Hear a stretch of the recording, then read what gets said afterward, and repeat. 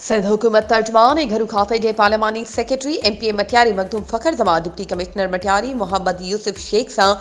अहम मुलाकात कई। ॿिए तरफ़ मखदूम फ़खर जमा अनवर शाह कोट पहुची सैयद उज़ैर अख्तर शाह जी चांहि जी दावत में शिरकत कई।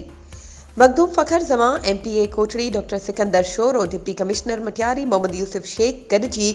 स्मार्ट स्कूल जो इफ़्तिताह कयो। स्मार्ट स्कूल मटियारी जो इफ़्तिताह करण वक़्तु मखदूम फ़खर जमा चयो त सदर पाकिस्तान आसिफ अली ज़रदारी ऐं PP चेयरमैन बिलावल भुट्टो ज़रदारी सिंध में ख़ासि तवज्जा सिहत ऐं तालीम ते ॾियण जा ख़ासि उपाउ वठण जो चयो आहे।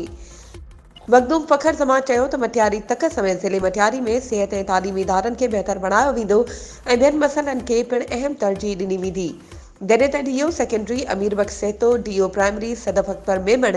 सैयद फज़ील हबीब शाह, सैयद उज़ैर अख्तर शाह, पीर अली शेर सरहदी,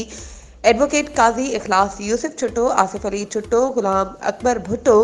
सैयद उम्मीद अली शाह, फारूक नुह पोटो, शमन सेतो, डॉक्टर ज़ाहिद हुसैन मेमण, वज़ीर मेमण, फराज अबड़ो, फैसल अबड़ो, इम्तियाज़ अली पहोड़, जुनेद साले जखरेजो, इरफान अली मेमण, गुलामुल्लाह मेमण, बाबू मेमण, असदुल्ला मेमण, जमील मंगवाणो, सादिक अब्बासी ऐं तर्जुमान मुनवर अली दायो ऐं ॿिया मौजूद हुआ। वधीक ख़बरुनि ऐं अपडेट्स जे लाइ असांजे चैनल खे सब्सक्राइब कयो ऐं हा बेल आइकन खे प्रेस करणु न विसारिजो त जीअं असांजी हर नई अचण वारी वीडियो तव्हां ताईं पहुची